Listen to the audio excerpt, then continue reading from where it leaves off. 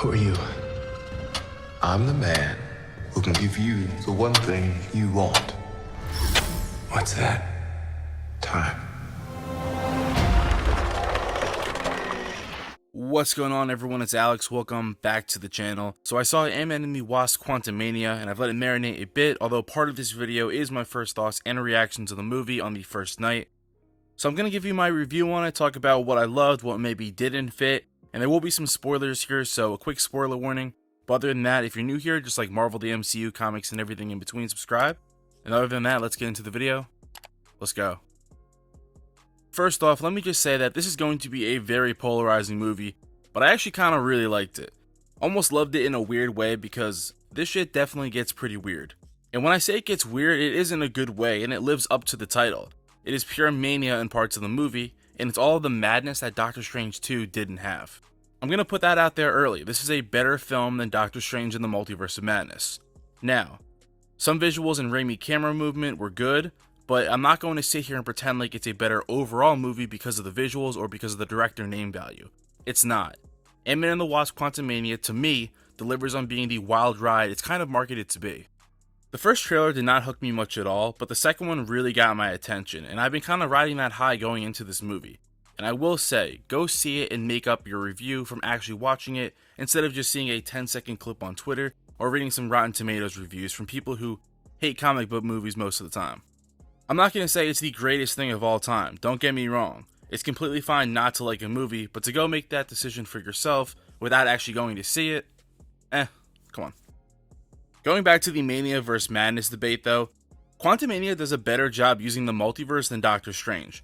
Granted, the quantum realm is only one universe, but the creativity of the quantum realm really puts you in a different world, and it's a fun world to be in for a part of what I would say is about 90 to 95% of the movie.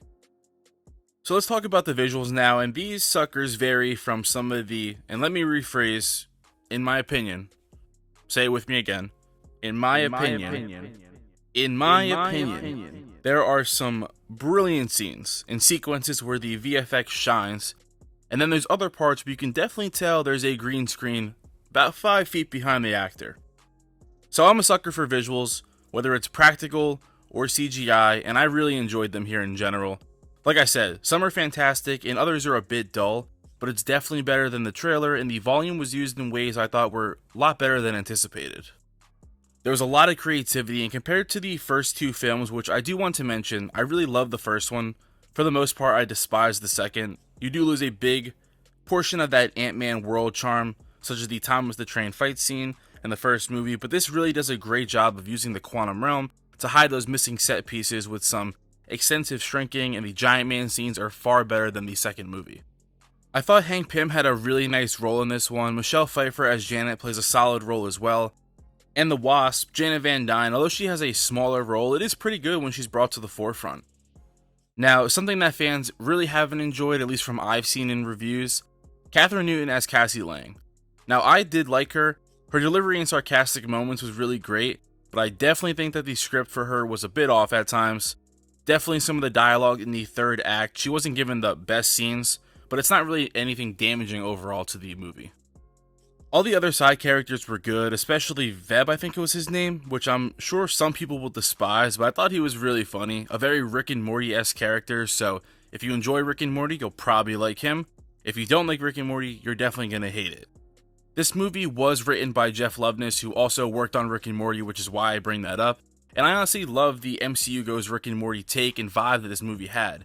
And one more thing about the setting or visuals to touch on before I get into the thick of it, it really did at times feel like you were watching the MCU characters in a Star Wars setting.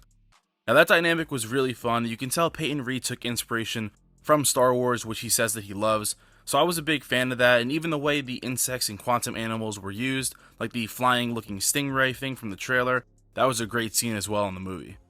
Getting into MODOK, he was kind of just whatever for me. I thought he was really funny at times, kind of menacing at others, but then the complete opposite, so all in all, he was okay. Corey Stoll was awesome to have back though, I really enjoyed that, and he was ugly as hell, man. I personally saw no issue with how he looked, but maybe he could have looked slightly better.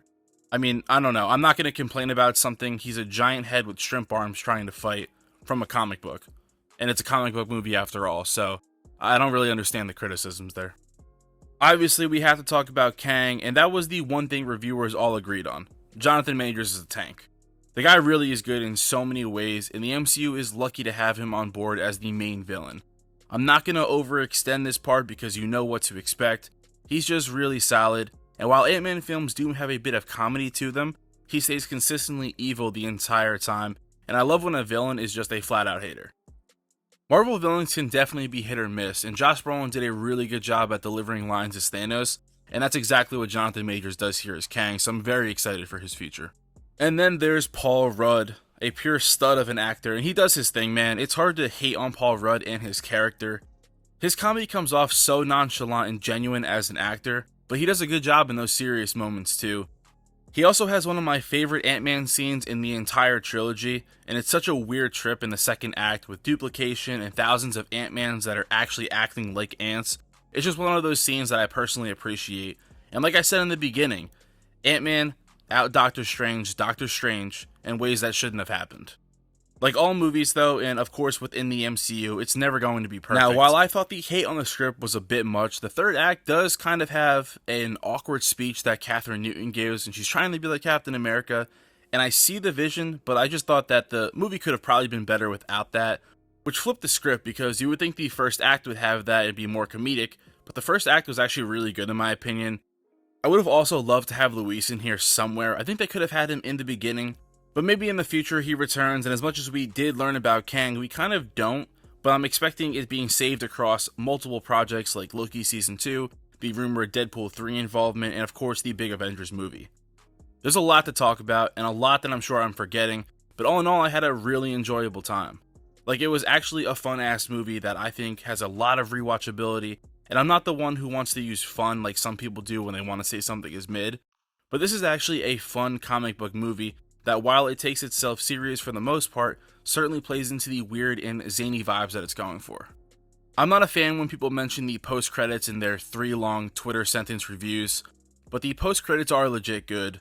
Probably the best of Phase 4, or at least up there. They felt like actual post-credit scenes with meaning as they introduced, and spoilers ahead, the Council of Kangs. Because for most comic book movie nerds, I'm sure you'll eat this up, as this scene is really just a fantastic setup for what's going to come. And then the second one teases connections to a project that I'm also extremely hyped for, being Loki Season 2. This is kind of the post-credits that we saw in the original Ant-Man teasing Civil War, and they actually had meaning, so it's a pretty cool one. I was definitely a fan of both of them.